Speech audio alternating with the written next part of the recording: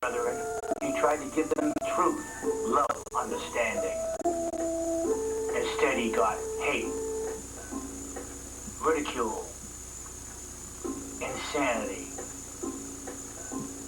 And now he is homeless.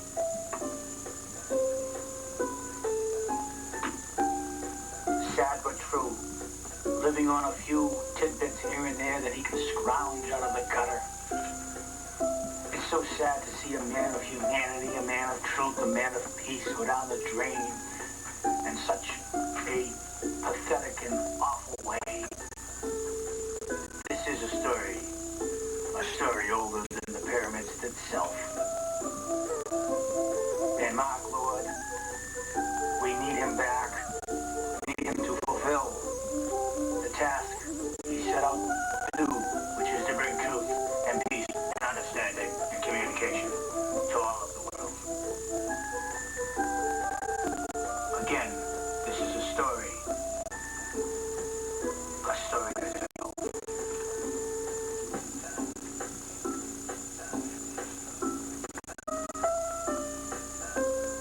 Yes, this is a story older than the pyramids, older than mankind itself, the struggle against evil and good.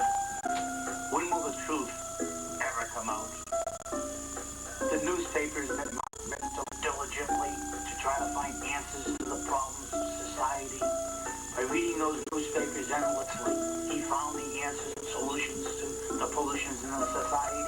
But now, the newspapers that he once read and what he once fed upon is now he's using it to soothe his withered cold bone. He uses the New York Times to shove against his breast to keep his soul warm. The information age, there's nothing on Mark now because the information age has given warmth in his pathetic soul. Yes, this is a sad case of Mark growing old and pathetic. But he's going to come into a reincarnation soon. He's going to be reborn. He's going to be reborn into the American Kennedy. And he's going to see a new light soon. A bolt of lightning will come out of the sky and liberate Mark from his destituteness and hopelessness. Yes. Vision will come to him in the form of Benjamin Franklin. And he will call to Mark and say, "Come forth, Mark." Ben Franklin will be the vision in Mark's soul and will bring him to be and to run for the next president of the United States of America. Now say, "Hey, Mark. Hey, Mark. Mark, what are you doing here? Is that you? what? Who? What? Is that Louder. you, Mark What? One? Who? What? What? What are you doing here? What's up? What's this? What are you doing here? What are you... What? No more shows? What's going What are you on? talking about? What are you doing down here? What happened? They canceled I died and came back to life. My life changed and now I'm just hit the skids. I'm homeless. You got the skids? Yeah, homeless now. No more shows? No more shows, no. Can't take it anymore. I died and they brought me back to life. Can you hammer a nail? No.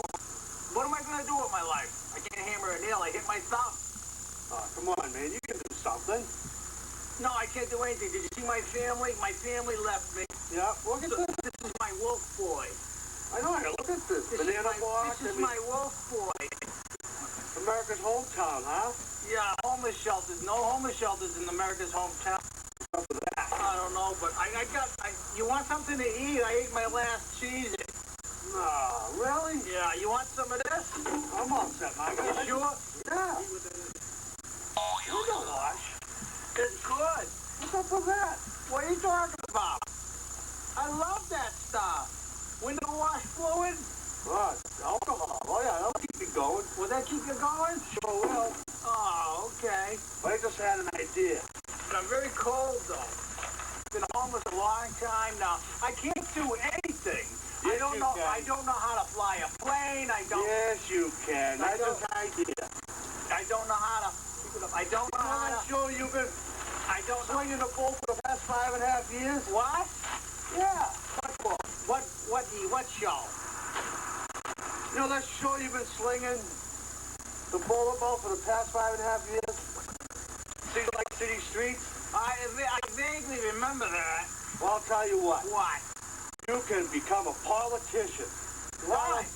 You've been slinging bull, and that's what they do to us. So what you're saying is that I've been slinging bull for 5.5 years, just like the politicians do for hundreds of years. Then that'll be great for you. Then I'll be a politician. Yeah. I'll be a politician. Let's get out of this. Hey. All right, man. All right. Politician. Let's get out. So we can leave. I don't know. What about Wolfboy? Can he come? Yeah, we'll throw him in the truck. Can he come along? So what am I going to be now? You're going to be a politician. A politician? Well, let's go. We'll get this later. We'll have to pick this up. Yeah. Yeah, I'll be a politician. I've been broke rapping for all these.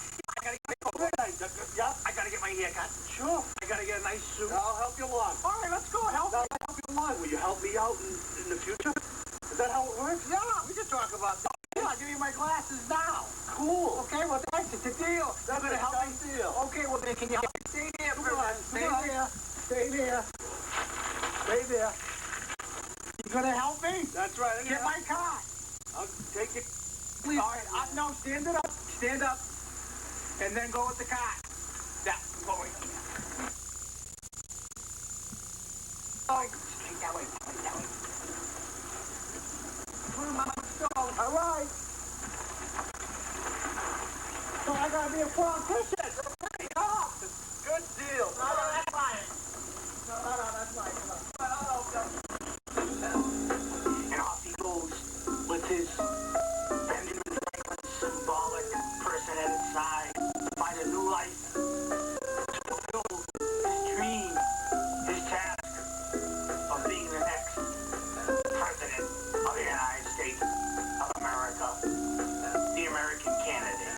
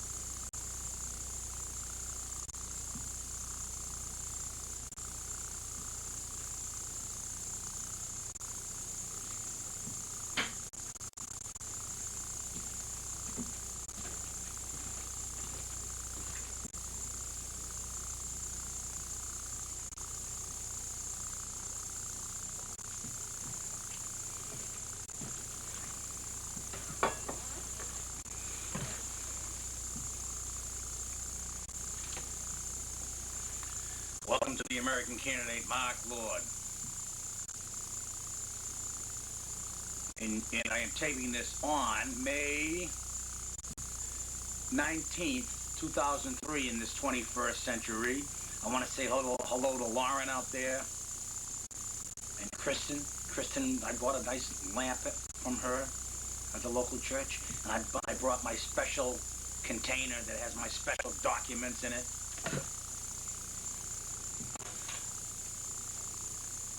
My name is Mark Lord, and this is City Lights, City Streets.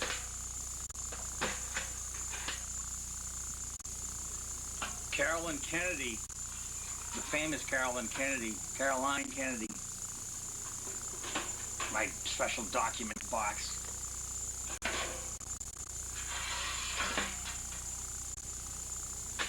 Carolyn Kennedy wrote a book about her father, John F. Kennedy. She says that John F. Kennedy's speech, inaugural speech, was the best speech ever written by any presidential candidate or any president since George Washington. And she was asked, how do you know it was the best speech? And she said, well, I read a few other ones, and boy, they bad. Well, that's the whole point that I'm trying to make all the time. That is to say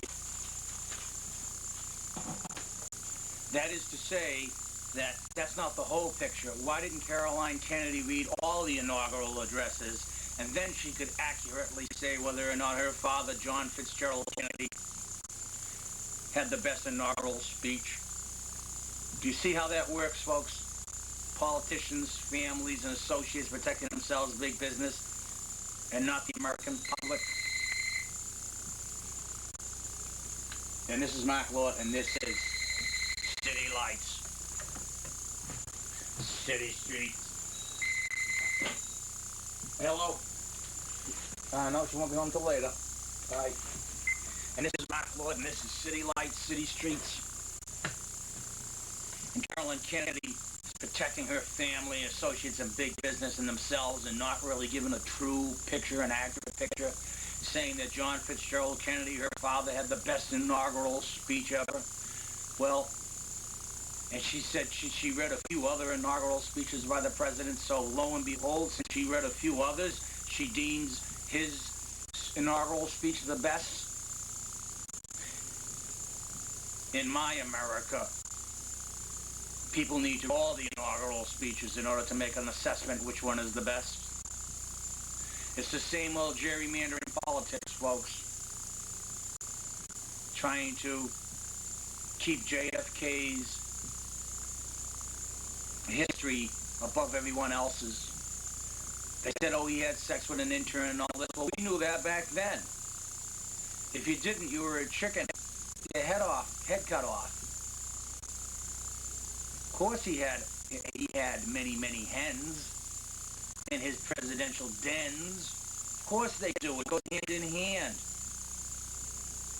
Since the beginning of time, world leaders have had ravenous sexual appetites. It goes with the office. Well, I wrote an inaugural speech, and if you elect me president of the United States one day, I'll read this inaugural speech, and I'm going to read it to you now. And this is Mark Lord, City Lights, City Streets. I cannot be bought. And on May 10th at 6 p.m., a show was showed on PAC TV, Access TV.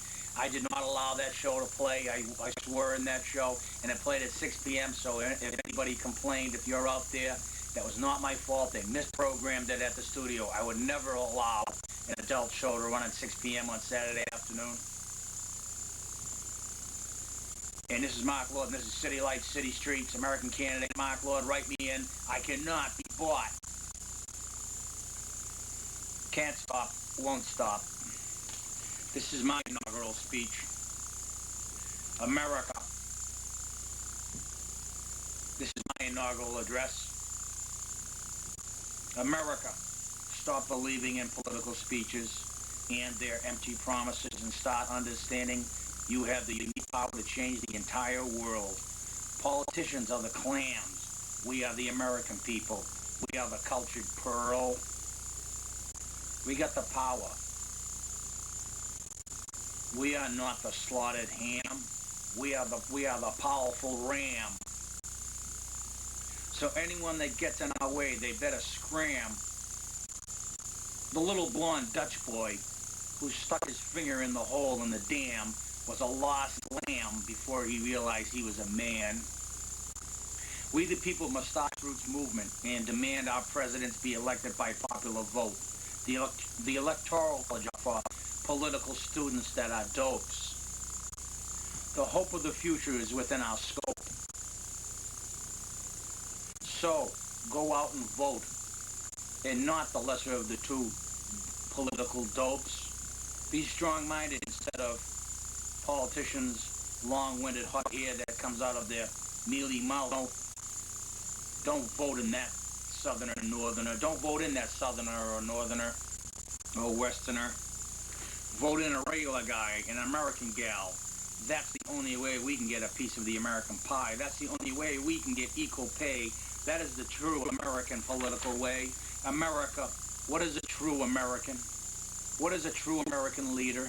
I believe all Americans know what a good leader is, yet have been brainwashed to believe in another type of leader. Most Americans want a strong, smart, caring leader, a leader that will do the right thing for the American people. They want a leader to protect our freedoms, such as our property, our health, and protect our land from hostile invasion. America, we are in need of a leader that will ensure that our future is safe, prosperous, and thriving. Presidents of today care more for their big business partners and friends rather than caring and protecting the rights of the American people. Big business and the average American people are by no means treated equal. Presidents may as well be partners with corporations because presidents care more for the profits of tobacco industry than the right of the people who smoke tobacco to know what tobacco products contain.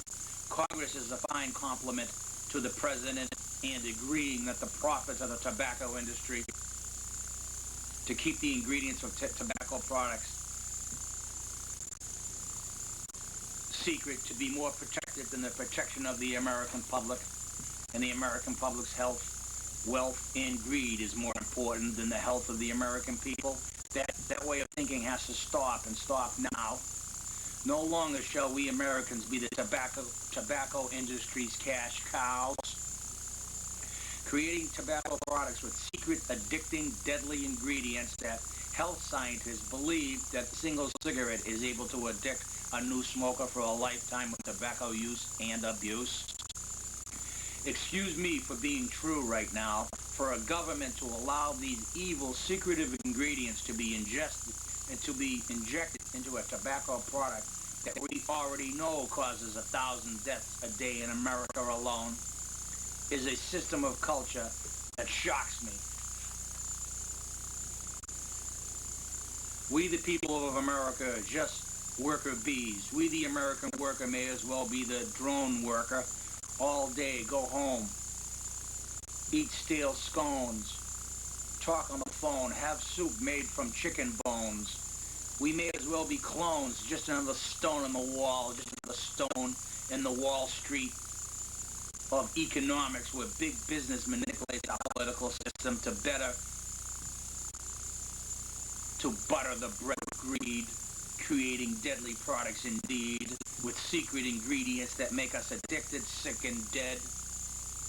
It is more important and certain that the Congress of these United States pass laws in the favor of the political campaign money giving tobacco companies, and in turn, Congress of the United States can protect their political futures to secure their place in Congress, all at the expense, all at the cost of the American people's health, which the Congress of the United States are supposed to protect. Aren't you sick of this pork pie politics? Haven't you had enough of these political dandies like Gore, Clinton, Bush, Trent, Lott, Stock, and Barrel?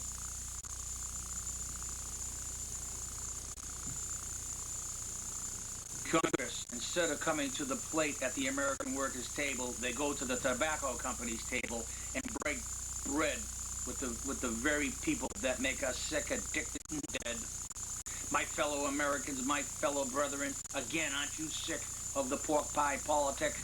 Aren't you sick and tired of the Clintons, the Gores, the Bushes, Trent, Lott, Stock, and Barrel? We must not allow the Congress of the United States to pass laws that state quite factually that we Americans do not have the right to know what is in a cigarette butt. And I dare say, my fellow Americans, to treat Americans in this way is like treating us as prisoners in Vietnam bamboo torture hut. We are not dogs. We are not mutts. We deserve a better. I believe this much. A Congress and a president that allows tobacco companies to treat the people they supposedly represent. So help them God. I find it greatly odd that they protect the tobacco companies in their own congressional seats rather than protecting the average Joe, Sally, Robert, Linda, and Pete. Isn't it time we stop the congressional crimes? Isn't it time we stop big business taking out congressmen to the wine and dine? That should not be allowed anymore. That is not fine. That is not very fine. Big business that lobby Congress is a crime. That's fast food government. That's reducing the American people's government to a department store, five and dime. And the buying of votes in Congress is by all ideas and beliefs is certainly a crime. It's not fine. It's a crime. Our government is not for sale. Our government too long has been a boat in full sail without a wind gale, sitting stagnant in the sea. Congress holding the American rights hostage out at sea, and we need a leader to catch that gale, that wind, and lead that boat of hope to a better land, to dock it, secure it, and do the right thing for the American people. It is time the tobacco industry and the people of America be treated equal in the eyes of Congress. Congress needs to take off the blinders and stop passing laws in favor of big tobacco, big business. Congress needs to be a kinder Congress. Take off the blinders and be kinder to the American people. You represent us, not Mr. Tobacco Gus. Congress has deserted us. Congress has put Uncle Sam in a tobacco can. Congress has deserted us. Congress pledges its allegiance to Mr. Tobacco, Uncle Gus. That is why it is a must, as we, the people of these United States, send letters, call Congress and the President, and demand that the ingredients in tobacco products be public record and printed on every tobacco product package. All other packages that are ingested into our bodies by law have to have the ingredients contained on the label in the product. We, the people of America, must take back these United States of America and use this tobacco issue as a symbolic sword. We must use the right to know the ingredients in tobacco products as the battering ram of reality to batter down the decorated, opulent doors of Congress and enter the hallowed marble hallways of Congress with the people's voice screaming for our rights back that Congress constantly hacks. We must yell on every street corner, speak in every bar, restaurant, coffee house, and spread the word that our symbolic eagle bird is crapping on us all with his tyrannical turds. And we, the people, refuse to be treated as refuse, discarded pieces of meat in a materialistic, capitalistic slaughterhouse where we, the people, are treated as unhealthy, addicted, malnourished cash cows, filling big business coffers with our hard-earned, underpaid, worthless, devalued bucks. And we still believe in a governmental system that systematically alienates the masses, create racists, confusion, division of the democratic process, leaving Americans unsure, unsafe, leaving Americans unsure, unsafe, paranoid, devoid of an original thought, whereas the masses can easily be manipulated and bought, easily molded into whatever belief system that Congress and the President desire. We are so brainwashed by the volumes of lies, misinformation concerning our economy, our culture, our ideas of hope, and the uncertainty of our very own future. If the President says we should walk into the fires of hell, we would, without a blink of an eye, put a smart, informed public. We, with a blink of an eye, would do so, but a smart, informed public would question it and ask why. The President is not special.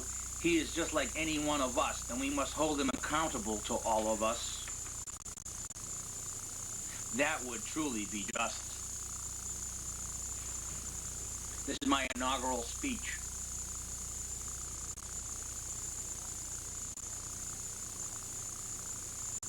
I give you the lunch. I give you the meat. America, your national body politic is anemic, and it is in need of a beneficial blood transfusion. We must stop the congressional confusion. We the people must stop the democratic delusions that our democracy is grand and delicious, treat, nutritious, and sweet, when in fact it's full of deadly additives, high in fat, rotten, ripe Congress, hiding behind closed doors, out of mind, out of sight, out of mind. A plight that is against all that is right. Again, we the people must have a cause and take back what is ours, and not be cowards that cower in the corner and sit with little Jack Horner in a corner. The sooner we go forward and speak our minds, the sooner the world will abolish all land mines. Is it time we the people of the USA stand up on the soapbox and speak our minds about abolishing all land mines? We the people of USA need to do more than sing songs. How we long to bomb other lands, and how we love singing those patriotic songs. They make us feel grand, when in fact all these songs just make us long for a peaceful world land. Yet we go along with the warmonger songs because it is easier to drop a bomb, sing a song, than to try and communicate with people who are wrong. Isn't it better to try and communicate and get along than to bomb? The prongs of the trident spear pierces all those people we hold dear. Let me make clear the muddled waters we navigate to try and bring some sense to this nonsense of hate, vengeance, and despair. Take heed, world leaders of the planet Earth. The people, the masses that inhabit all the land will stand together in unification, and we want the wars to stop. We want to stop the alienations.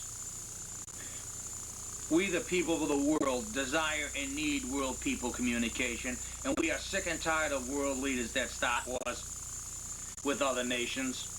Haitians, Croatians, and all other peoples of other nations want the creations of mass communication, integration, so we may all live in peace and kind instead of war and destruction.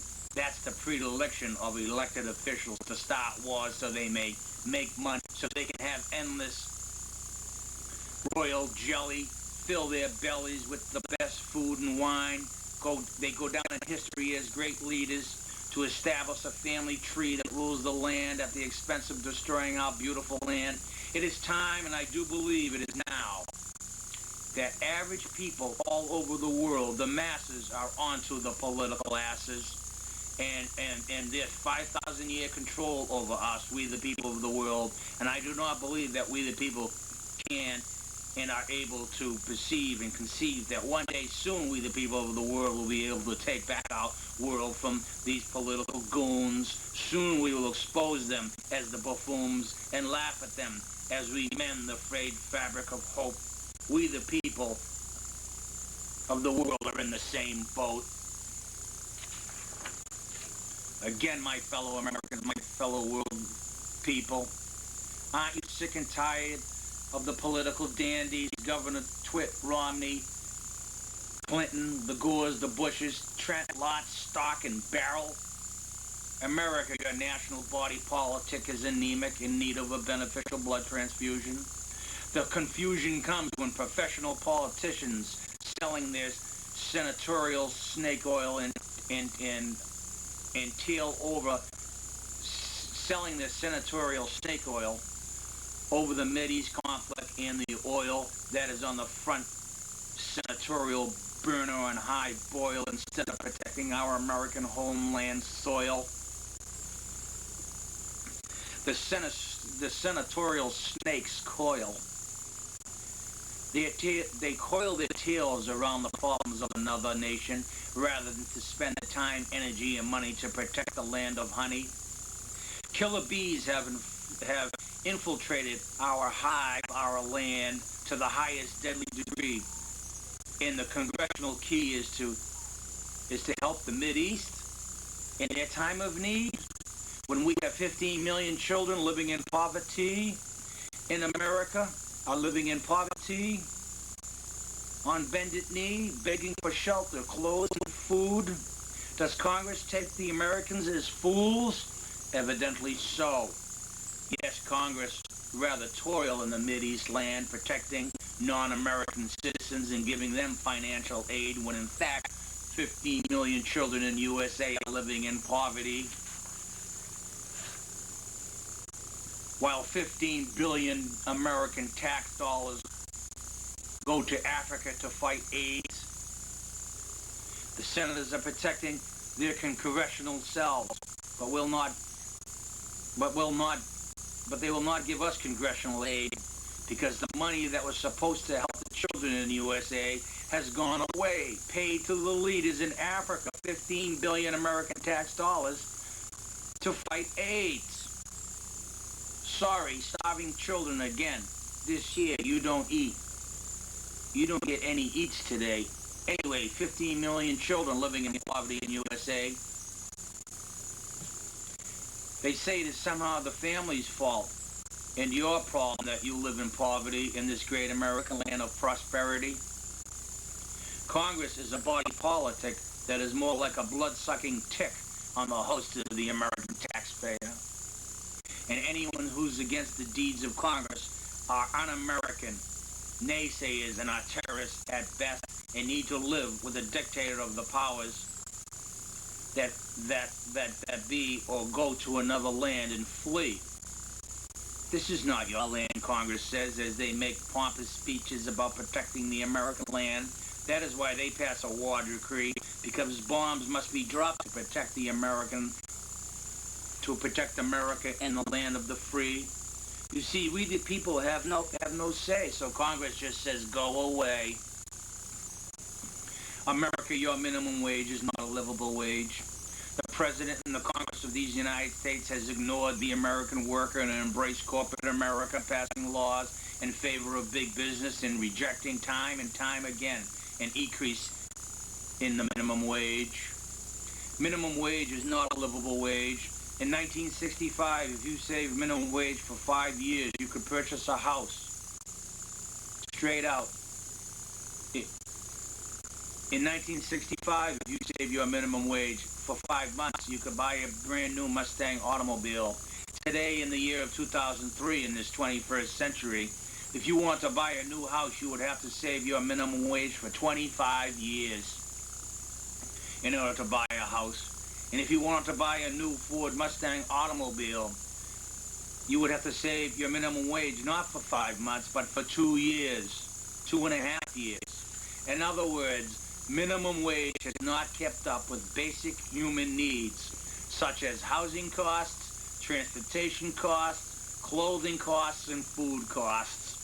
The basic human needs of life are unattainable for 90 million Americans, and the people who are able to obtain these basic human needs, such as homes, transportation, clothes, and food, are struggling every week to make ends meet. 50 million American families are a paycheck or two away from homelessness.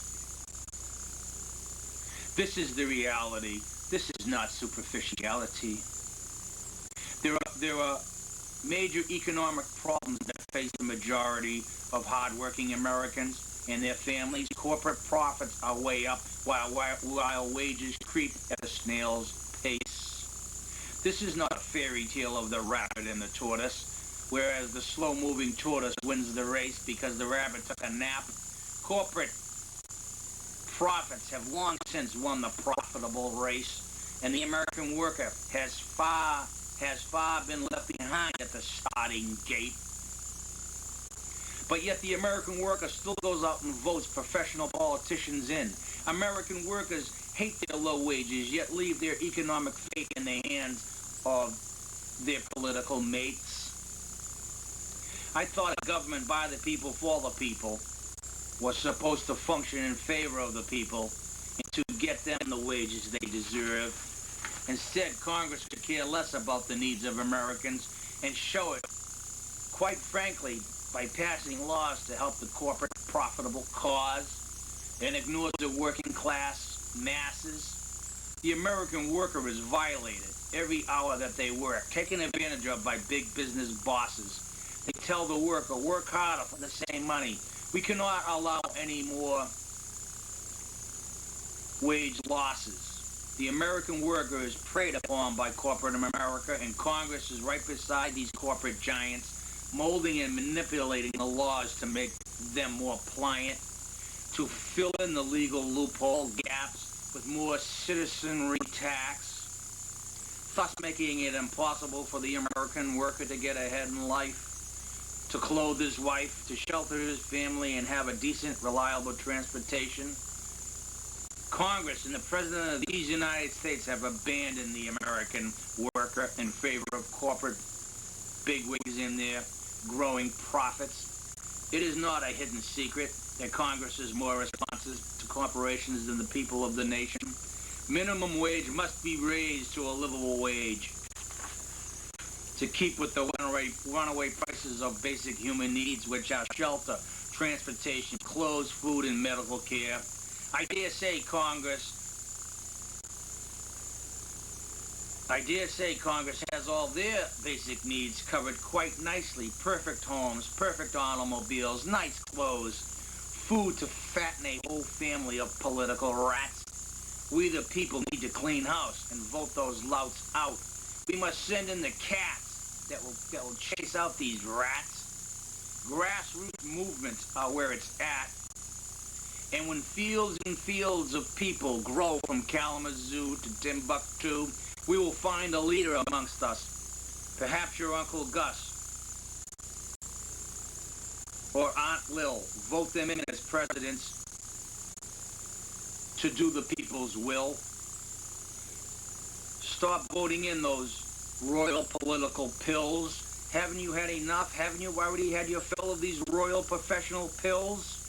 Aren't you sick and tired of the Clinton, Gores, Bushes, Trent, Stock, and Barrel? Our future as a people, our future to a better future must move in our favor.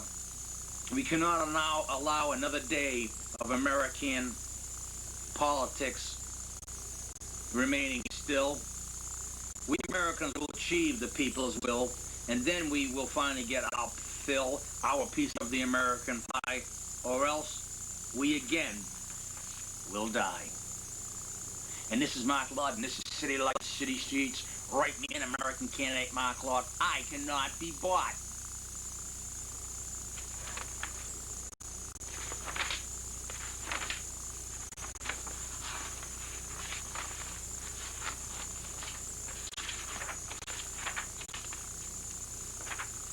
People who need people are the luckiest people in the world.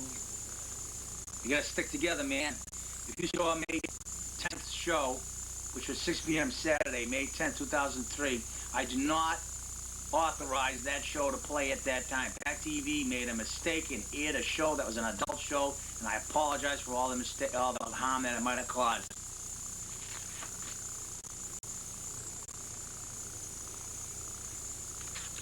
I'm going to tell you how to put the American worker back to work. I'm going to tell you how we can sustain a workforce for 75 years so people can have homes and have automobiles and I mean, not automobiles, but live in a safe mode.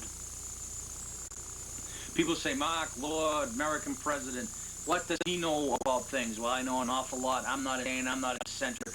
I'm concentric. I'm part and whole. My fellow Americans, in order to put together a workforce that would keep us working for 75 years, that would give us homes, geodesic domes, a nice future for our families. I've attacked it by writing this little bit of information about revolutionizing the transportation of people, the masses that go to work instead of using automobiles. I propose monorails. Again, here we go. My fellow Americans, I would create a state-of-the-art transportation system that civilized man, the best that civilized man has ever known. A monorail would be built over existing highways and be powered by wind and solar power. American workers would build this historic, colossal, state-of-the-art transportation system, unlike anything in civilized, historical, documented history. I call this massive, colossus, awesome transportation system the Q. The Q. The Q meaning quicker, quieter, cleaner. It's a cleaner way to move American workers and other peoples. This transportation system could move millions upon millions of people every day. And not only that, it will reduce the reliance of fossil fuels, which would dramatically cut down on air pollution, water pollution, and land pollution. And it would greatly reduce diseases such as respiratory illnesses, cancers, and other diseases and ailments associated with air pollution from burning fossil fuels. We would be a healthier public, a cleaner public. Automobiles are unsafe. Automobiles are unhealthy. The Q Transport monorail system means quieter, quicker, cleaner transportation system, and will greatly reduce highway deaths. Americans, my fellow comrades, it is about time we the people got the benefits of our tax monies rather than giving billions of tax dollars overseas. It's about time that we use those tax monies here from sea to shining sea instead of giving billions of dollars over our tax monies overseas. Also, by building this massive transport system, the American worker would always have a job, and homeless families and jobless men and women would be guaranteed a well-paying job for at least 75 years. Through this colossal wonder, this state-of-the-art transportation system, the American people can be proud of the fact they helped make human history.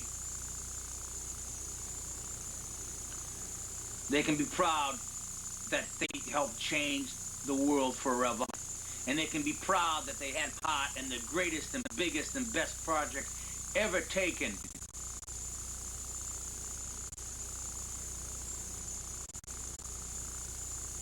in the course of history, second only to the Great Pyramids of Giza. Still, my fellow Americans can be proud to say they were part of a project that helped clean up our air we breathe, the water we drink, and the land that we sow. So, my fellow Americans, I urge you to go to the polls and vote me in, American candidate Mark Lord. I cannot be bought.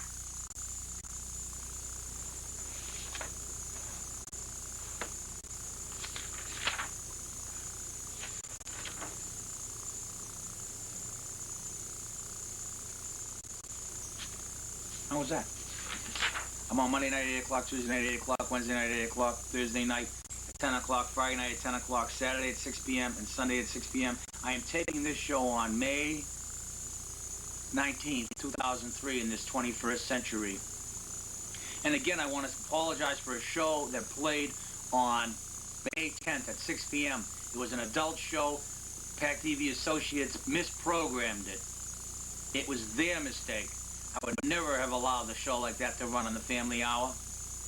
Because I care about you, my fellow Americans. I met a man in a coffee shop, and he had his son there.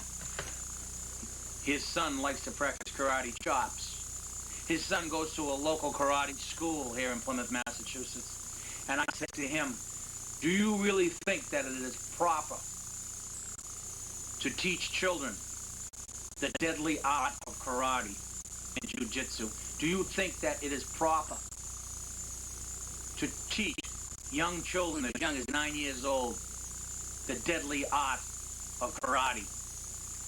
And he was very upset with me. And he told me to mind my own business. And I told him the very school that his son is being taught at, another child was taught, and he was a 4th grader. And he was twice the size of this 3rd grader.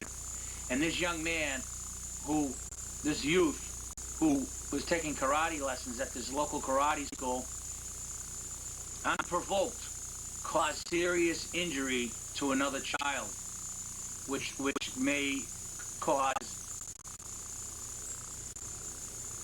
he may have 3 surgeries to correct it. They seriously injured this child unprovoked with a karate move, a knee to the groin, which ripped the boy's penis, urethra, and all sorts of blood came out, and an ambulance was not even called, and that was at Daniel Morton Elementary School. An ambulance was not even called, and when the mother got to the school, they had the child walk down the hallway in such serious injury out into the parking lot, and the nurse there, Reardon, had no right to do that. She should have called an ambulance. That isn't someone that takes care of your child's health.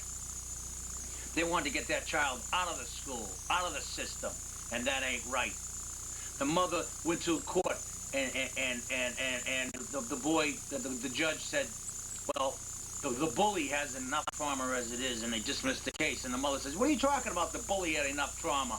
My child was kneed in the groin. He's going to need surgery to fix his ripped urethra in his penis. They don't even know if he might be able to not even reproduce kids. And you're saying that the bully has gone through enough problems and they dismissed the case, and that's your American justice system, America. And I say in this land of the free that no child should be taught a deadly form of self-protection like karate. Did you know that if you were a black belt in karate, that using your hands to kill somebody, like say if I got in a fight with somebody and I happened to punch them and kill them, which I wouldn't do, I would reason with my brethren. But say for some reason I punched him by accident and he hit his head, and I used my hand, say, to restrain him and he died, that would be considered, manslaughter of some sort, and I'd probably get off of probation. But if I was a black belt in karate and that man died, the law considers your hands and that in karate, they consider that a deadly weapon in your hand. It's just like you may as well have a gun. So I said that to the father, and the father says, well, I said, why don't you think about what you're teaching your son? You're teaching him a deadly, practice of karate. And he said, well, I thought about it for a minute. And I said, well, I'm saying to myself, well, at least he thought about it for a minute. And then he started he wanted to threaten me. He said, well, you better watch what you say and all this, like, watch what I say? I don't think so.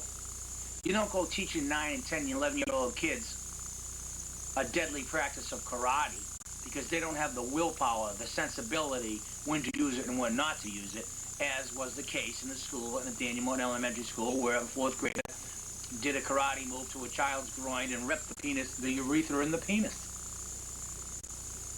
Ouch. Crouching Tiger. Tai Chi is what you want to teach the children to be. Tai Chi is an ancient form of self-defense. And you'd use it only when you have to. And it has to do with pulls and tugs to knock your enemy off balance so then you can run and get out of there. That's what Tai Chi is. That's what you should teach the children today. That is the best kind of degree you can give the children of today. Not violence, karate, death, lethal weaponry. Not good. Tai Chi. Fran Aldridge teaches Tai Chi. He's on Back TV too. You ever see him? Crouching Tiger. He called me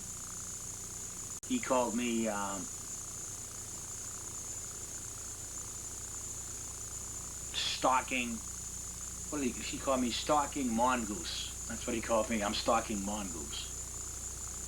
I stalk out all truth.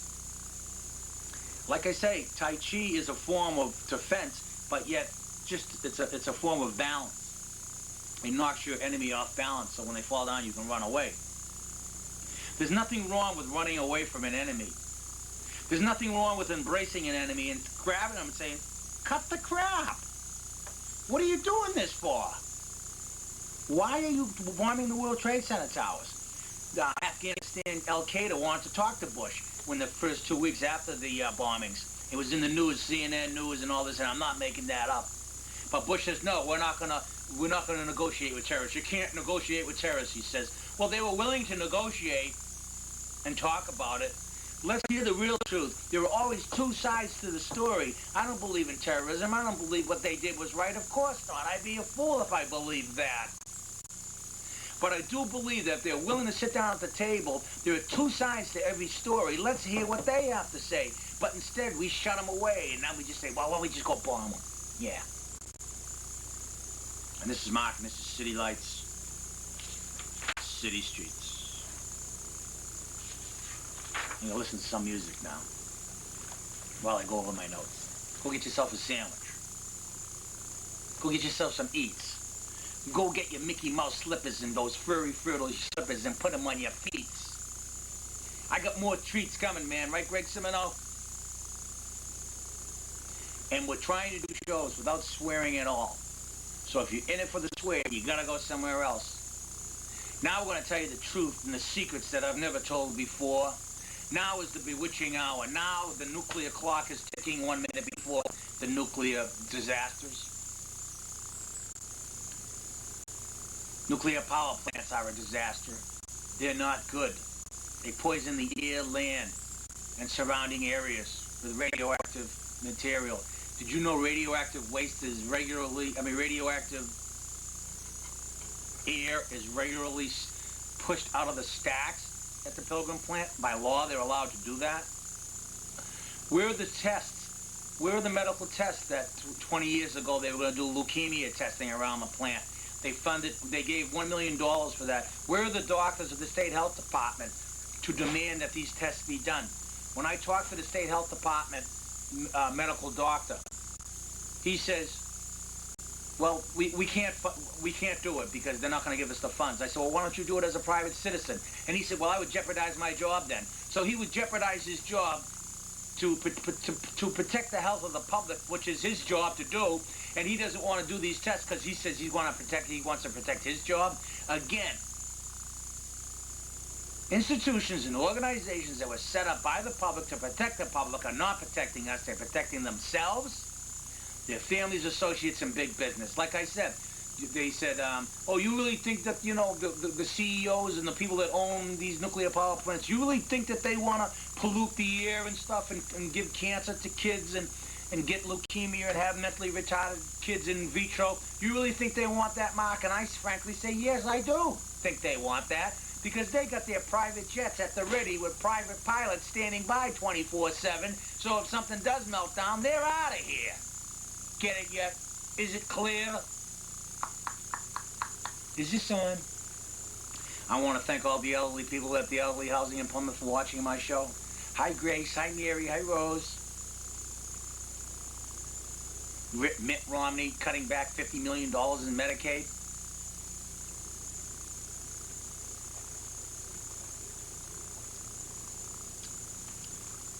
Listen to the music.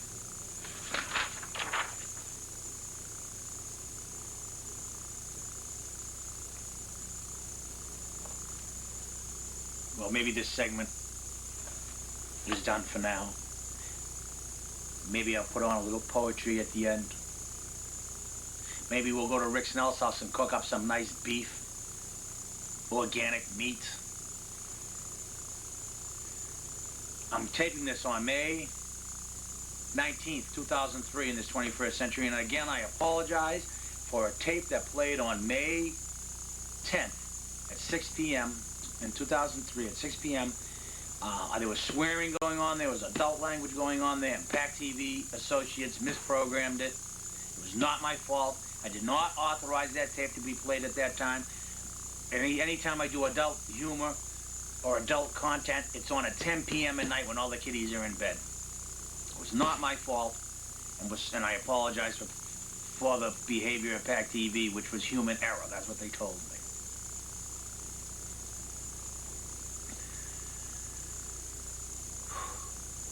going into the State House. I'm going to be putting a sign up there that says, why not seatbelts on school buses? See, there's this big campaign now. Everyone has to wear a seatbelt. It's safe. But you know something? California has seatbelts on school buses. Florida has seatbelts on school buses. The whole states now. You're talking close to 30 to 60 million people. I mean, you know, in a state of, 30 million, I don't know how many people in California, but they have seatbelts on school buses in every community, in town, and municipality, in every city. From their sea to shining sea. That's why we're the ununited states, because California was always 15 years ahead of the times. They're the first ones that put pollution controls on vehicles. They were the first ones to get seatbelts on vehicles. So they're way ahead of the times. They were the first ones to put air pollution devices on industry. They were the first one to stop bad air in the schools. Because they said if one child is sickened by bad air in the schools, we want to do something about it, and that's California. California, here I come, right back where I started from. La la la la la la la la la la. What's up, Doc? So we're going to have a 4th of July party at Rick Snell's house. I'm going to tell you the address a week before, and I want you to come on down, bring some pasta, bring some potato salad, and mostly bring you... Not reflect the views or opinions of the PAC TV staff or the PAC TV Board of Directors. The content contained herein is the sole responsibility of the community producer.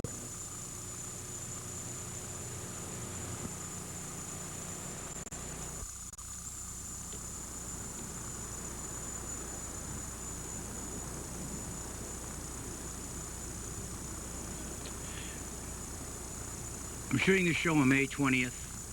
2003 in this 21st century. My name is Mark Lord, writer, host, producer, camera person. Doing it for 6 years. I'm on Monday, Tuesday, Wednesday at 8 p.m., Thursday and Friday at 10 p.m., Saturday and Sunday at 6 p.m. I want you to come on down on July 4th at Rick Snell's house. We're going to have a big party there, big political party. Bring you all your flags. I don't care what kind of flag. International flags. Bring everybody. Bring everything. And this is Mark Lord, and this is City Lights, City Streets. And I'm on every night, 7 days a week. Today is shooting this on May 20th, 2003, in this 21st century. Come on down to Rick Snell's house on 4th of July and bring any meat byproducts. And this is Mark, and this is City Lights, City Streets. First, second or so, it's all new. A show, so I'm forced to do a show, but I have to do it in my car, okay? This is Mark, and it's City Lights, City Streets, and we're on the search for the meaning of life. You know what that is, don't you? Our meaning of life, yeah. All right, here we go. Just tell my wife I'm on a boat in the deep ocean with my hands on the wheel, searching for Atlantis.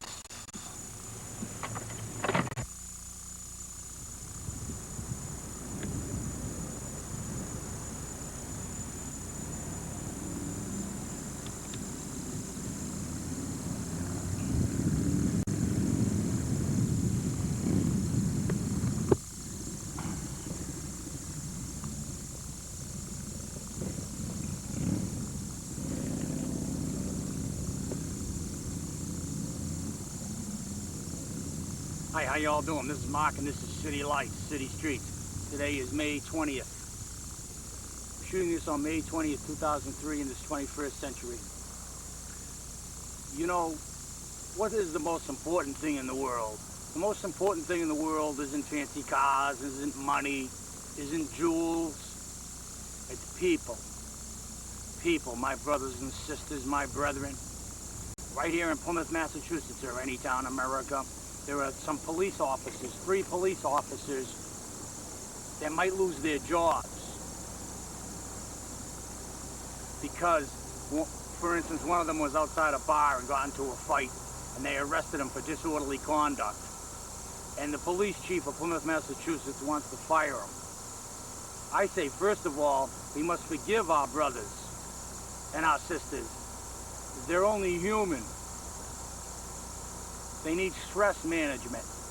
Especially police officers must be forgiven. They must not be fired. If you fire them, it makes it worse. You take away his livelihood. A police officer that goes into stress management comes out a better person.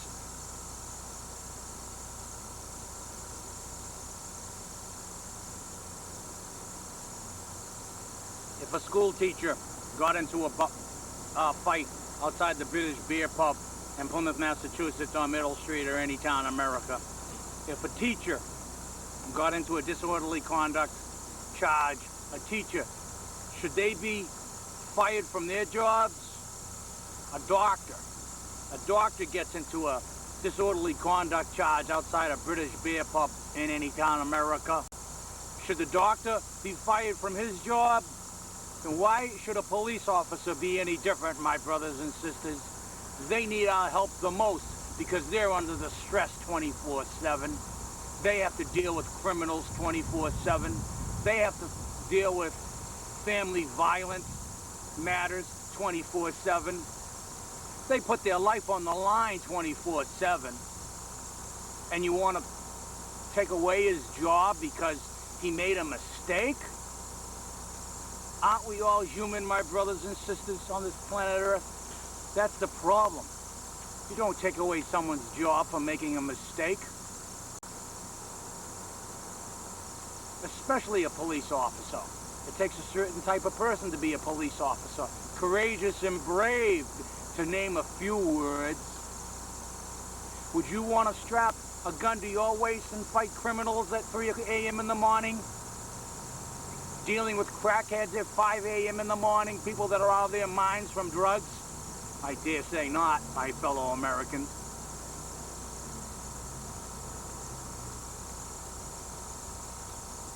They say that the state police are going to be, or some agency in Boston is going to investigate these police officers in Plymouth.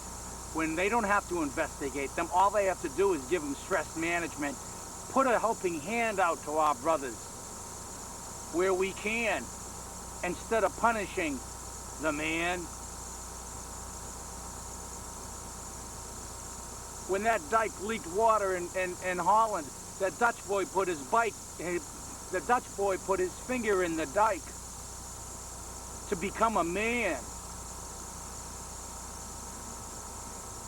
And I say we must treat all our brethren and brothers like children of God. We make mistakes, as odd as that may sound. We make mistakes until we're buried in the ground. These are the words that should rebound and resound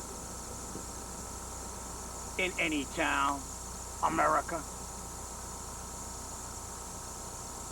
Perhaps an investigation should go on at the British Beer Pub. How many drinks per hour were they serving people in there? By law, you're allowed 1 drink per hour. Otherwise, you're legally drunk. If you have 2 drinks an hour, you're legally drunk. So, in order to get drunk on beer, you'd have to drink 6 or 7 beers. And under the law, if you have a beer an hour, that means you could be there for 7 hours and walk out of there stone sober. Because under the scientific health guidelines, you are not drunk if you drink 1 mixed drink or 1 beer an hour or 1 glass of wine, 10 ounces of wine an hour. You're not considered drunk. So I dare say, my fellow Americans, my brothers in the police force, the bartender overserved that man. He should have said no, and he shouldn't have went out there and made such a fuss, but he's only human. We need to forgive him. We need to get him in stress management. Get him into alcohol treatment program. Alcohol is an evil, evil substance. The American Medical Association has deemed alcoholism as a disease. They did this 25 years ago. But yet there are ministers on TV and say, no, it's the man, it's the brethren that's evil, that's bad. No, it is not. It is a disease according to the American Medical Association. an organization, an association of 10,000 doctors worldwide, in America. They have deemed alcoholism as a disease and should be treated as such. So the alcohol companies, just like the tobacco companies, for years the tobacco companies advertised their deadly substance knowing that it would kill you, knowing that it would addict you, knowingly spiking light cigarettes till this day, addicting you more every day. And still Congress doesn't put the ingredients on cigarette packages. They passed laws against putting ingredients on cigarette packages when they're selling a deadly, cancerous, scientifically proven, deadly addictive substance. Just like the alcohol companies selling a deadly addictive substance, the American Medical Association has deemed alcoholism as a disease. So in essence, the United States government is allowing the alcohol companies, the brewing companies, to sell a disease to the American public, and that's wrong. To sell a disease to the American public, and that's wrong. They should outlaw alcohol commercials to kids, but they don't. Why not? The cigarette companies got away with advertising to kids for how many years? Now the alcohol companies are on that bandwagon selling alcohol to kids. And Congress sits back and drinks their gin, and they vote in favor of the alcohol companies to advertise. They say it's capitalism. So what if you die? So what if you promote a disease? Congress, the body of Congress, are dogs and fleas spreading disease. Today is May 20th. I'm shooting this May 20th, 2003 in this 21st century. Right here in the paper today, the Herald. But first I'd like to tell you this, my fellow brethren.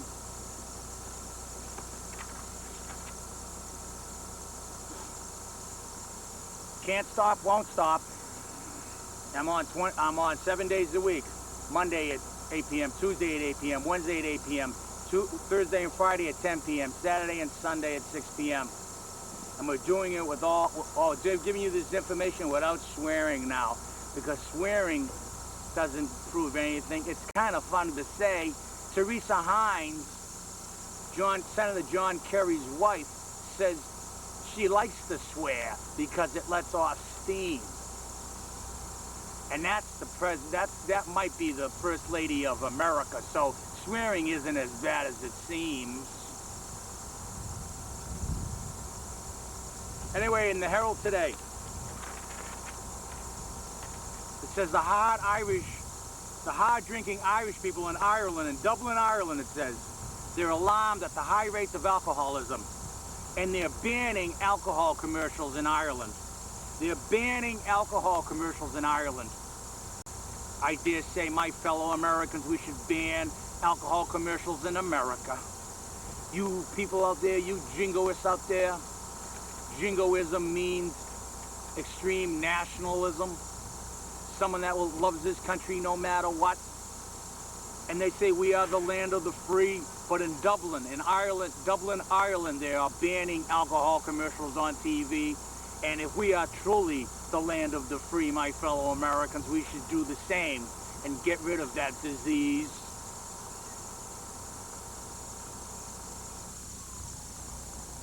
We should put flea powder on Congress and get rid of all the fleas. They are a disease. They are a blight on the American politics, on the American democratic way. I say let freedom ring from mountain to mountain, from valley to valley, from sea to shining sea. Can't you see the alcohol companies are destroying the youth? One sapling tree at a time, with wine, alcohol, hard liquor, disguised as soda pop. My fellow Americans, The war is on drugs, the war is on alcohol, the war isn't in the Mideast. When did you ever care about an Arab? When did you ever care about a Jew in Israel? When did you ever care about an African in Africa? For God's sakes, you don't even care about your own people in America. Bombarding them with alcoholic commercials of delight. What a sight. Bombarding electronic images into the synapses, into the brain. Young, impressionable minds at baseball games. Beautiful dames. Drinking alcohol. Making alcoholics out of a nation, because a drunk nation is a forgotten nation. A drunk nation is a nation of non-communication. A drunk nation is a nation of alienation. And a drunk nation, I dare say, my fellow Americans, is a nation of indoctrination. The indoctrination process starts very young in schools, teaching them ridiculous facts, using the wrong educational tools.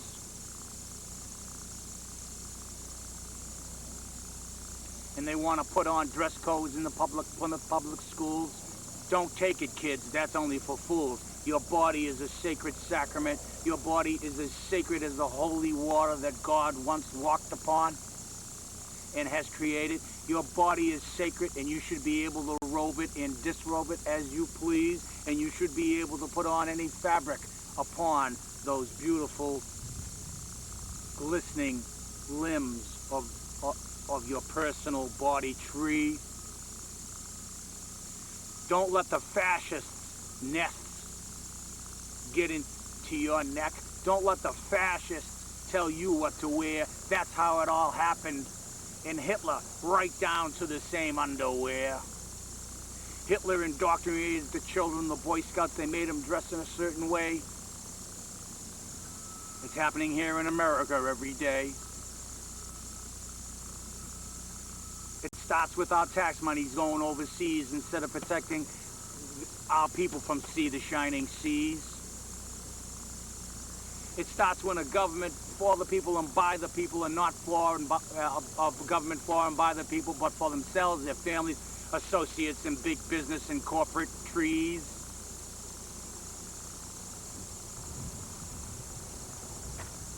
We no longer are the budding oak tree. We are chopped down, cut in half and quartered. The indoctrination started in the schools. The indoctrination starts with Congress, making up false rules. And this is Mark, and this is City Lights, City Streets, and we're on Monday at Tuesday and Wednesday at 8 p.m., Thursday and Friday at 10 p.m., Saturday and Sunday at 6 p.m., and 6 p.m. is a holy sermon, my fellow brother, my brothers and my sheep. Where are the seatbelts on school buses? So anyway, there's this article in here about the hard-drinking Irish, and they're banning alcohol commercials. They're banning alcohol commercials in Dublin, Ireland. And it has a list of who drinks the most. It says Ireland has 51% of the public drink. The United Kingdom, 43% of the public drink. The Netherlands, 42%. Denmark, 43%.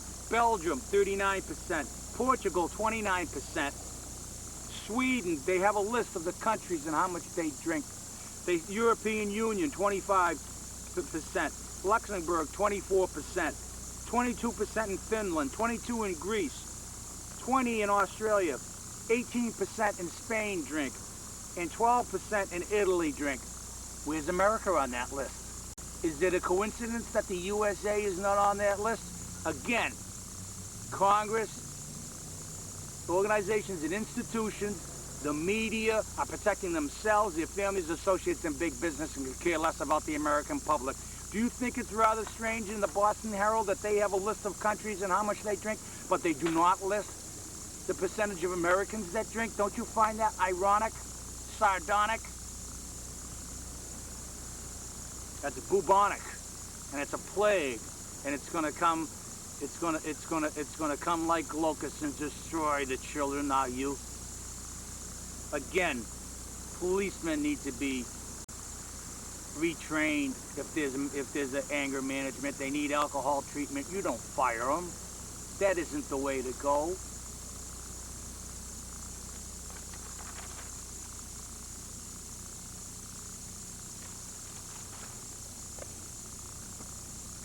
At 6 p.m. May 10th, on 6 p.m. May 10th at 6 p.m. A program I did with a lot of swearing in it was misprogrammed by PAC TV Associates, and I apologize for them because I did not authorize that to play at that time. Any adult language is on after 10 o'clock, Friday at 10 and Thursday at 10 p.m. If there's any swearing, it goes on then. So if you don't like swearing, don't watch it. But these shows, Monday, Tuesday, and Wednesday at 8 p.m. and Saturday and Sunday at 6 p.m. is devoid of all swears. But believe me, there's a lot of obscenity in what I'm saying right now. It's obscene when we allow alcohol companies to advertise to our children. It's obscene when Congress votes down bills that were put into the legislature by well-meaning congressmen to get the ingredients on cigarette packages. It's obscene when they voted that down. It's obscene when Bush will veto any bill that tells you, the American public, where the bad meat processing factory, where the bad meat came from in the meat processing factory and where it was distributed. That's obscene that the President of the United States is more in favor of the meat corporations than the health of the American public.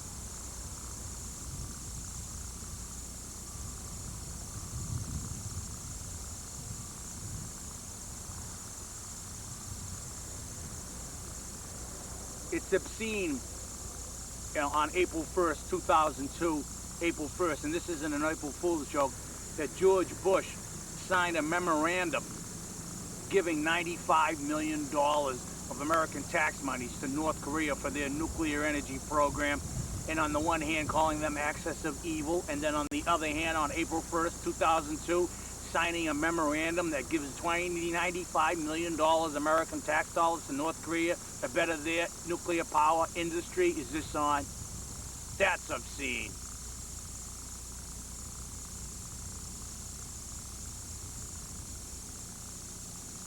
And this is Mark, and this is City Lights, City Streets. Let's see what's in the right.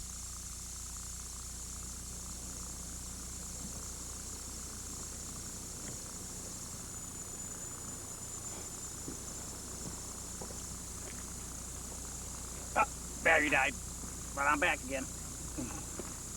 I'm back again. Can't stop, won't stop. Well, here we have the brilliant district attorney, Michael O'Keefe. Yeah, I wonder if he's related to the brilliant health inspector of Plymouth, Massachusetts, Richard O'Keefe. Runs in the family, I guess. But anyway, Michael O'Keefe, the district attorney on the Cape Cod, they found this body wired to a tree and burned alive with gasoline. But yet they had found other bodies in other towns, in Brockton, in Andover, in North Providence, and they also were bound to trees and burned alive with gasoline. He says, well, they may be linked. What are you talking about, may be linked? Of course they're linked. People being bound to trees and gasoline and burned alive, and he says, well, they may be linked. Of course they're linked. Find the person. Get on it. You're gonna wait till 18 of them get burned alive before you do something? Again, institutions and organizations were set up to protect the public and protecting themselves, their families, associates, and big business. They don't want to have to do the work, folks. How many prosecutors in the judicial system know that the person is not guilty, but yet they want to move up the legal ladder, so they're going to find him guilty, and they'll even make up evidence to make him guilty? How many times have you heard about that and read about that? And you may be one of the people they found guilty that was not guilty. The judicial system is jaundiced. It's yellow with green money. Lawyers have destroyed the judicial system. Judges have destroyed the judicial system. Did you know in Iran and other Mideast countries, the judicial system is this. If you had a son that was murdered, the government comes to you, the family, and says, what do you want us to do with the murderer? They let the families deal with the murderer. Some of the families let the person go because they say there's been enough killing and they let him go. And that's in Iran and a lot of other countries in the Mideast. And we're supposed to be civilized when the state electrocutes people, when the state hangs people, and to this day in Ohio they shoot people in an execution. So who's more civilized? The government in Iran that leaves it up to the family member to decide the murderer's fate? Where sometimes the family lets the person go? Or are we more civilized? Making the state execute people in capital murder crimes, and a large portion of them are innocent, 30% of them. 70 people have been innocently killed by execution by the state. It's a known fact where the people were electrocuted or gassed or given lethal injection, when witnesses have come forward and told who the real killer was. So not having the death penalty doesn't protect the murderer. It protects the innocent person that's wrongly accused.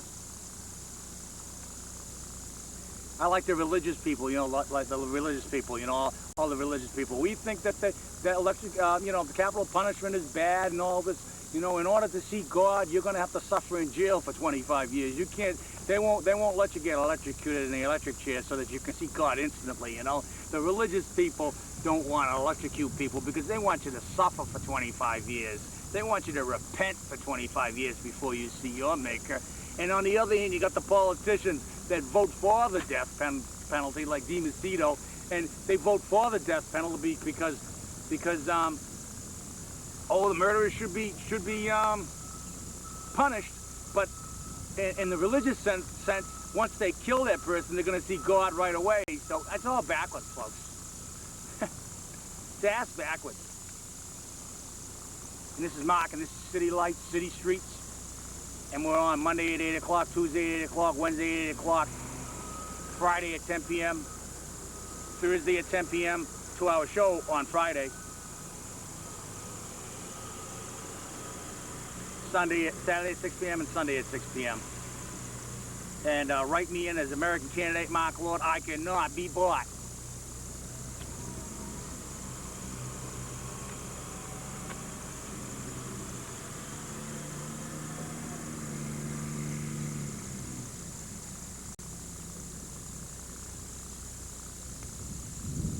So here it is. They find somebody bound and gagged and tied to a tree.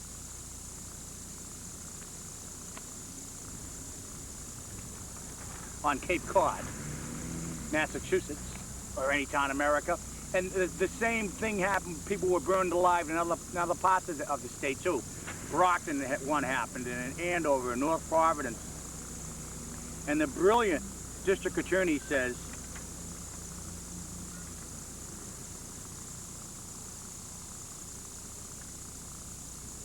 that he's not sure whether these murders are, these gasoline burnings are people's bodies. They may not be related. I remember years ago in Chelsea, the police were trying to find the head of a headless woman. They found the body, but they couldn't find the head. So the Chelsea police came out and made a statement to the media and says, if anybody has any ideas where this head is, could they please contact us, you know? Like, you know, if I happen to come across, did they have to make that media statement? You know, if I found a head, I'm not going to say, oh, it's just a head, you know. Well, I contact the police. Yeah, the head, you know, looks like an everyday occurrence. Why would they even have to make a stupid media statement like that? If anyone has found this head of this woman, please contact the Chelsea police. I can just see it now, you know, like everybody's bringing in a head, you know, and he says, they bring in a head, you know, I found this head, you know, and the Chelsea police says, oh, well, we're looking for a female. That's a male, so that ain't gonna do us any good. Just take that back. You know, everyone bringing in heads all day. You know what I mean? Oh no, that's a Hispanic male. No, we're looking for a white woman in her 20s. Yeah. No. Okay, thanks for all your effort, though. You know, thanks for all your effort. So any of you people out there, know of any heads that are just, hanging about in your town or any town in America, don't just ignore it. Bring the head to the police department, okay? Sheesh.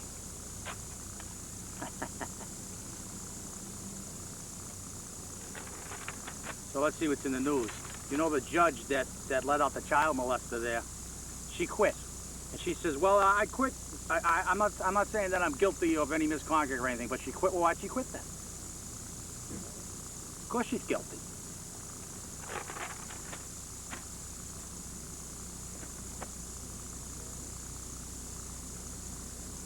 Oh, it says here in the newspaper 2003, in May 20th, 2003, in the 21st century, it says in here, the media is making this big thing out, making this big hoopla about kids in school having sex and talking about should TV have sexual related matters on TV and stuff, and they're debating this like it was the most important thing in all the world, and all the media bandwagon jumps on it and stuff, something. The media, again, they go hand in hand with big business and corruption and propaganda and fascism. Why doesn't the media, the most powerfulest organization in the world, CNN News, Fox TV, media, why don't they get on in Congress? Why don't they dig into Congress's books and backgrounds? Why don't they tell the American people how $95 billion was signed over in a memorandum 2002, April 1st, by George W. Bush, that wanker. Why don't they make a big deal about that, giving $95 million to North Korea to help their nuclear energy program when they get considered axis of evil country? Why isn't that made a big deal about? Instead they're talking about sexual remarks on TV. Come on, give me a break. It's a smoke screen, folks. It's a smoke screen. Just like it's a smoke screen when they don't pass laws to protect the public about putting ingredients on tobacco products. This is all just a smoke screen. The media are just a part of this propaganda fascist government as the government itself. Again, big business protecting themselves, families, associates, and the presidency and Congress itself, and could care less about the public. If the media really wanted to do a job, they could list every day on TV where all the billions of tax dollars are going. $15 billion went to Africa for AIDS research. $15 billion. $50 million went to Israel the other day. $50 million has gone to Saudi Arabia over the last 10 years to help them build their water systems, better schools and better transportation systems. There's billions of dollars of our tax dollars' money's going overseas, and we don't see any of it. And Bush says, you better get working harder, you busy little bees. We're going to take away your overtime. We want you to work harder for the communist machine. You don't have an American dream. They've taken that away a long time ago. Your piece of pie, your piece of the American pie has been reduced to a stale Dunkin' Munchkin. Get it yet? But I'm here, Mark Lord, running for the President of the United States, and I'm going to bring back the American dream. I'm going to bring back all the monies, all the milk and cream that goes overseas and bring it to our shores to better our educational system, to better our water system, our air systems, our transportation systems. Billions of dollars going overseas. Then they hire our fees. They tax us to 100,000% degree. That's their decree. But my fellow Americans, from sea to shining sea, from Kalamazoo to Timbuktu, there's got to be a grassroots movement. And when those fields of people of truth grow and yield better wheat, we should get together and make that loaf of bread of peace and break bread with our brethren, with those police officers that did wrong.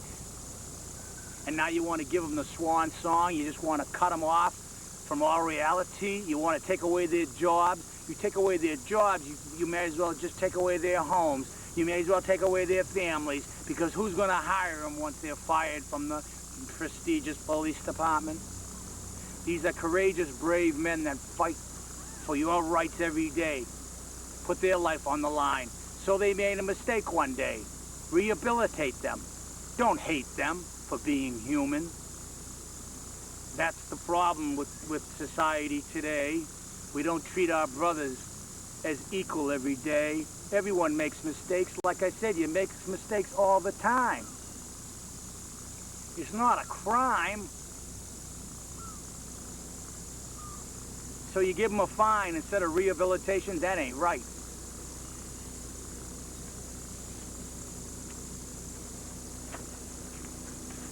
And this is Mark, and this is City Lights, City Streets.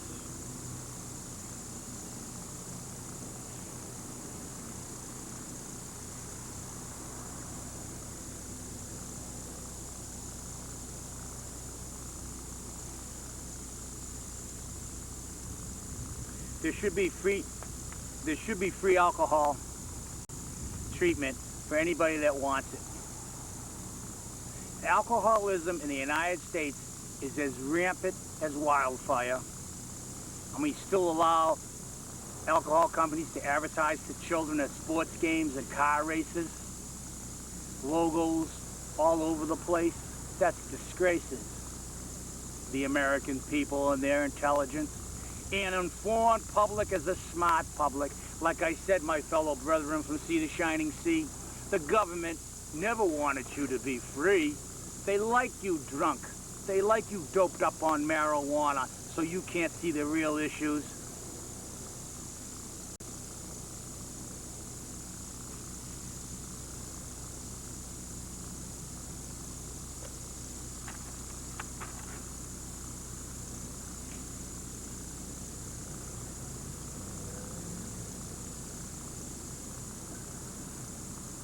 Congress needs to be deloused of all the lice, all the mices and mice. Aren't you sick of all those Gores, Bushes, Trent, Lott, Stock, and Barrel? Senator Barrel calling Dr. Kelly, Dr. Muller, Dr. Larry.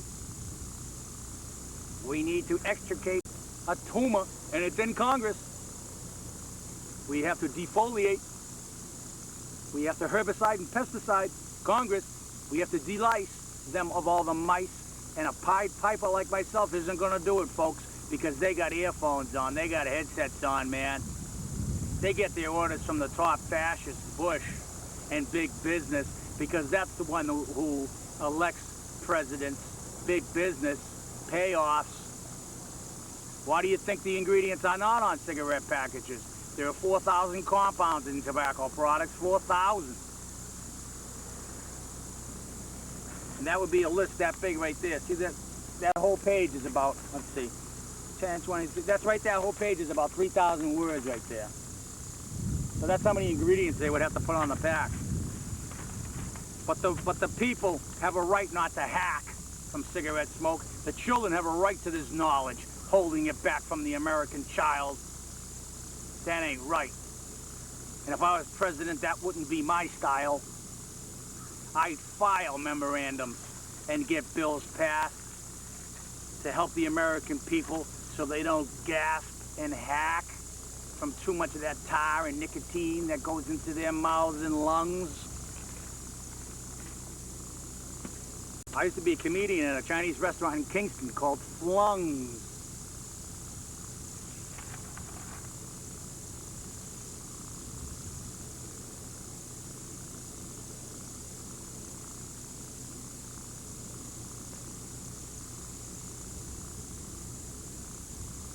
Why isn't I couldn't sell a kidney? Right now I'm going to sell my left kidney. If anybody needs a kidney out there, I'm going to sell it for $500,000. Any rich person out there that needs a kidney, contact me and we'll do an under-the-table deal where I'll give you my kidney if you give me $500,000. And why shouldn't you be able to sell your own body parts?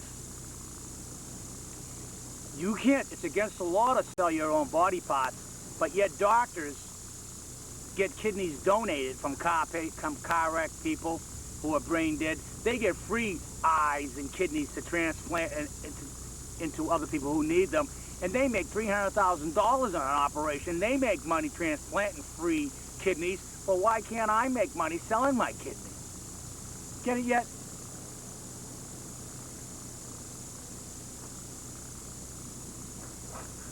Heck, I sell anything.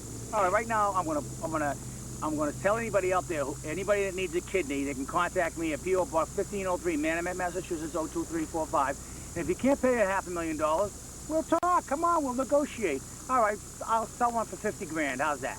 That's reasonable. Should be able to raise that money at a pie and cookie fair for your dying wife, dear. Okay, so I'm going to sell a kidney for $50,000.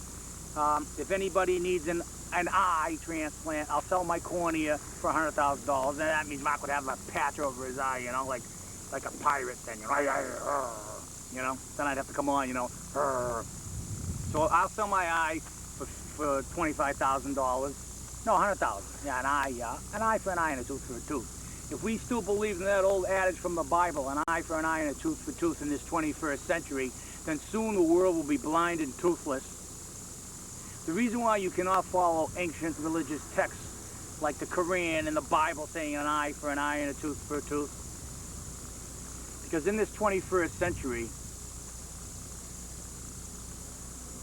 unlike in the biblical times where they had swords, we have nuclear bombs that can destroy half the world. Matter of fact, in today's paper, 2003, May 20th in this 21st century, Bush wants to sign a bill that will create a nuclear bomb 10 times stronger than the Hiroshima and Nagasaki bombs. They're called bunker busters.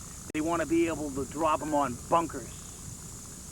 But Ted Kennedy, thank God for Ted Kennedy, he should run for President of the United States. Oh, he'll be my vice president, yeah. I'm running for President of the United States. So Teddy, if you're listening out there, I want to be the next American candidate. You be my vice president, because we need rational, logical people like Ted Kennedy in Congress today.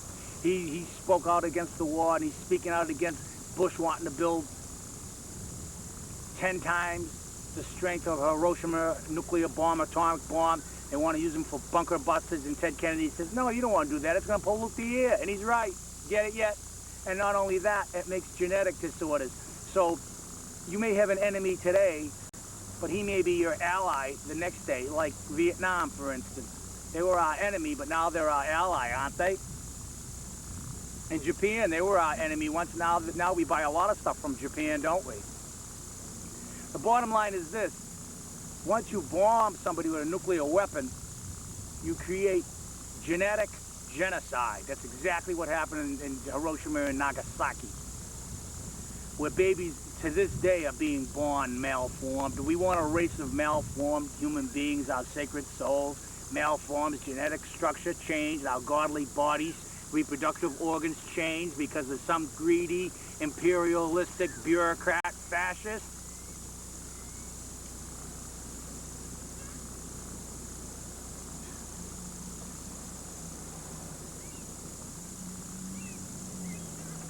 You know, and they report about the Israelis being blown up, and oh, there's another suicide bomb. Who cares? Do you really care? What about the children that are being strangled and shot in the streets? What about the children that are addicted to drugs, crack, alcohol, and in many cases legal drugs like alcohol and tobacco, and dying of lung cancer at 21? Lymphoma cancer because of tobacco. Because when young people smoke, it's 100 times more dangerous than an adult, because in adult bodies, the organs already have the immune system in place, and a child's immune system is still growing. Just like the air at Nathaniel Morton Elementary School, it affects bad air affects children more.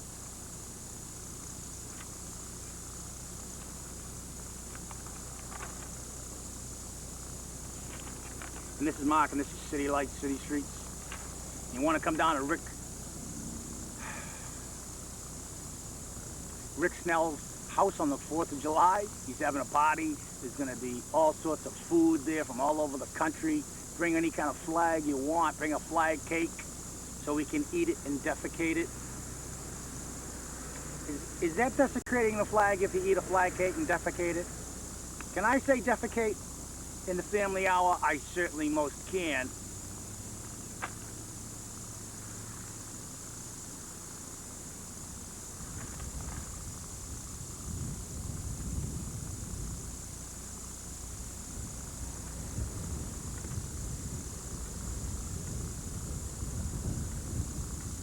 It says in Boston, the Housing Authority in Boston, they have problems with the maintenance and management and six of the properties are in disrepair and are unclean and unsafe. You see how I mean? How they don't care about the public, but yet they give $50 million to Israel. They give $50 million to Saudi Arabia. Bush gives $95 million to the axis of evil country, North Korea, to better their nuclear power systems, energy sources. But yet, regular people like you and me, who are living in, I own my own house. It's a tiny one at that, but at least it's a home. And these people's homes in Boston, they have bad air and they're unsafe. Unsafe. Federal inspectors say it's unsafe. Fire hazards, leaky roofs, mold, spores that could kill you. But yet we're giving billions of dollars to people overseas? Does that make sense? I swear Congress is dense, so is the president. But they do it for a reason, post-tense. That's why they fixed the election. All elections are fixed. Governor Mitt Romney of Massachusetts says we're not going to get 1 red cent from the $100 million that was allocated for Homeland Defense by Bush. $100 million because the federal government has said that Massachusetts does not oppose a terrorist threat. Well, I don't know about you folks, but you know when that World Trade Center towers got hit by those jets, they came out of Boston, Massachusetts, Logan Airport. So how can they say that we're not a terrorist threat state? That we're not deemed to be a threat on the terrorist list? Figure that out. We don't get $1 from Homeland Defense.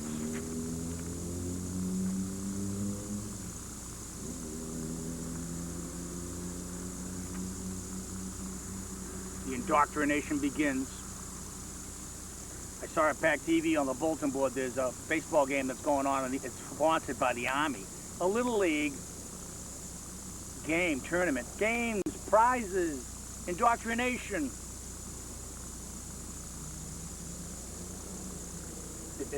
The Army is sponsoring this Little League baseball fair, and they're going to tell those little children when they sit in those little bleachers, those little chairs, and they're going to say, oh dear, you know, our country is at war, and it's important to become an Army man, to become a G.I. Joe, so we can drop nuclear bombs on you so that one day you'll glow.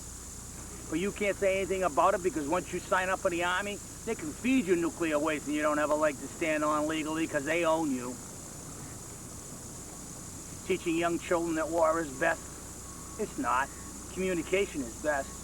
You must hug your brother and your enemy and say, why are you doing this? Talk about it. Let's hear the truth. Let's hear the peace talks and not behind closed doors.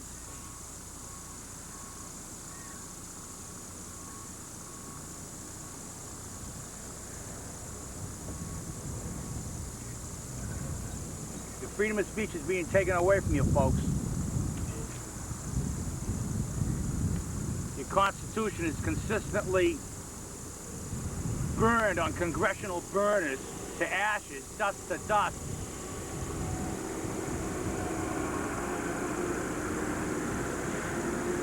They burn our constitutional rights every day, rust to rust, dust to dust.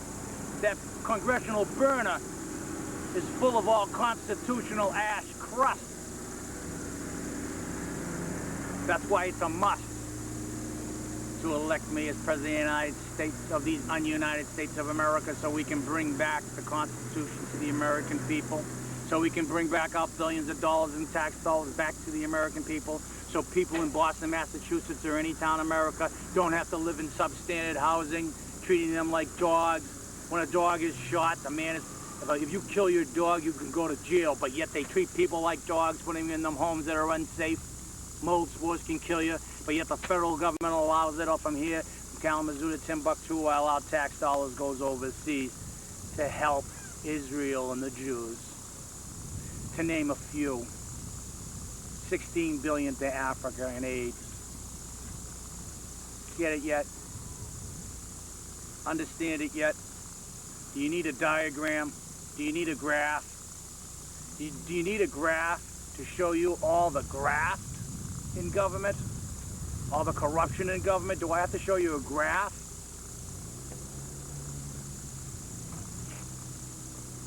Heck, you can just go into any state house with a camera and listen to their meanderings along with their staff. You don't need a graph. Just listen to what they say. They naysay more than say. Anything that benefits the public, they shoot it down. Just like ingredients on cigarette packages. Why? Because the tobacco industry gives billions of dollars over the years to campaigns. Like Bush, like Nixon, like Clinton, like Gore. Like I said, aren't you sick and tired of the Bushes and the Clintons and the Gores? In the Trent lot, stock, and barrel? You'd be better off having Darryl, and Darryl. The Three Stooges. Oh, we got them already, yeah. I forgot. What was I thinking? I could have had a V8. Calling Dr. Curley, Dr. Moe, Dr. Larry. Now, what does Bush do anyway? Huh? What does he do? I say drug test Bush. What reasonable person would disagree? The most powerful person in the world who wants to make nuclear bombs 10 times more powerful than the Hiroshima bombs, he wants to do that. And he has the power to implement it. And when they drop nuclear bombs on a country halfway around the world, I got news for you. That pollution goes in the air and is carried by the jet stream, and everyone's affected by it.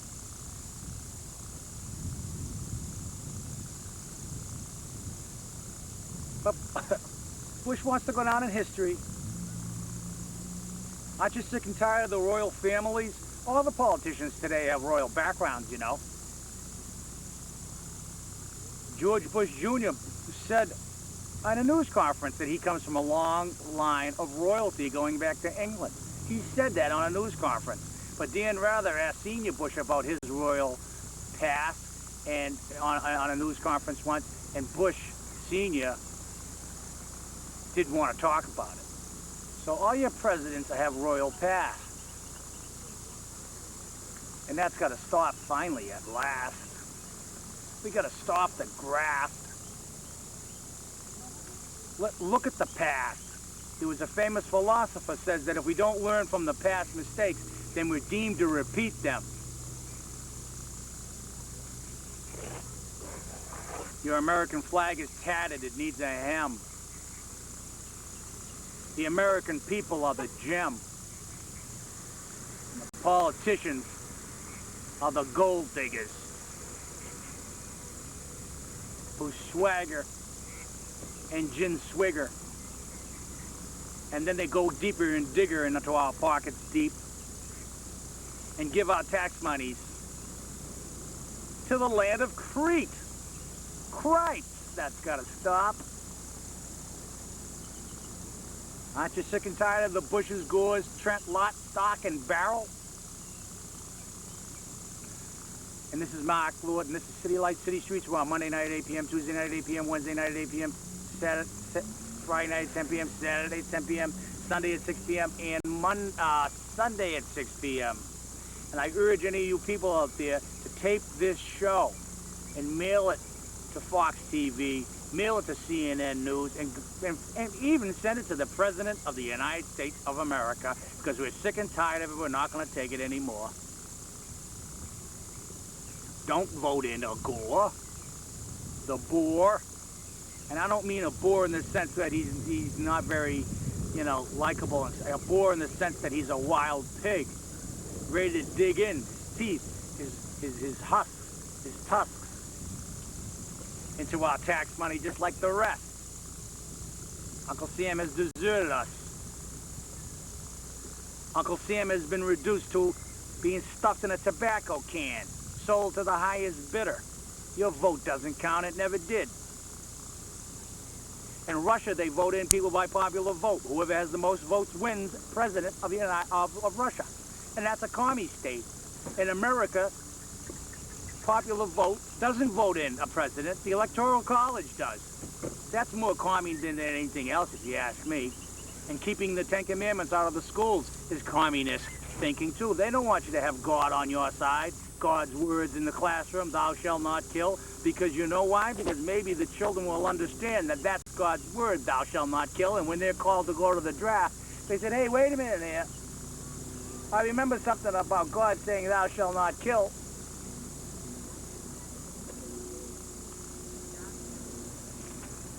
Put your tax money in the till. The government will never have their fill. And this is Mark, and this is City Lights, City Streets. And it's almost over, kiddies.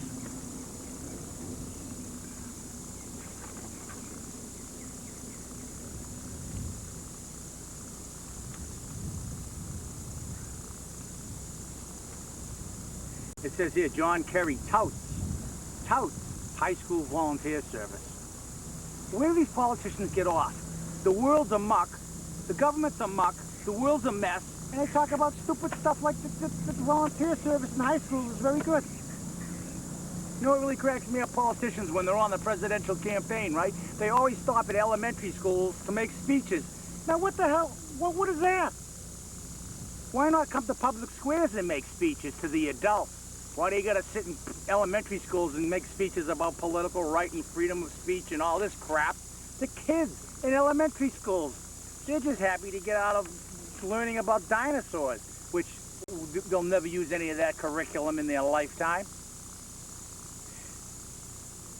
Kerry should be talking about the curriculum in the schools, from high schools to college, how it's antiquated, how it does no good. When did you ever learn anything from elementary to high school? What one thing did you learn that helped you in your life today? Nothing, I dare say. They just want to teach you that crap, and then they just say, okay, go away.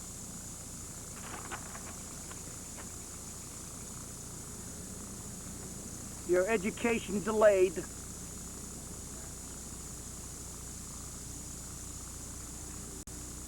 American fabric frayed. Day to day. The indoctrination stops as children in art class when they play with the clay. They say, we want you to make a person. So you make a person as best you can out of that clay. And then the teacher comes around and says, that doesn't look like a person, that looks like a rock. Right then and there, they're indoctrinating that child, saying that you're not good enough. There's something wrong with your genetic clock. Isn't every child precious? Isn't every dab of paint of an elementary art student precious and artistic and soulful and good? But instead they give A's and D's and F's when they know that they shouldn't.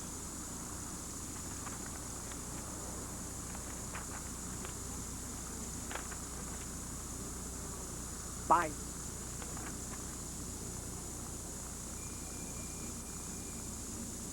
Time to read the Italian funnies, the obituaries.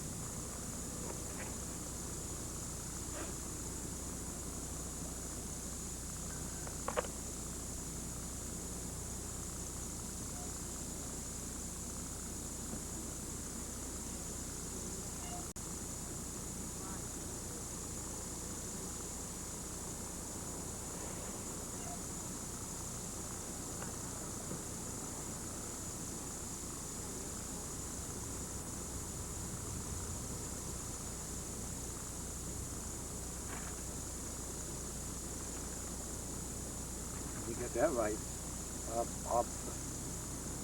What? Confused.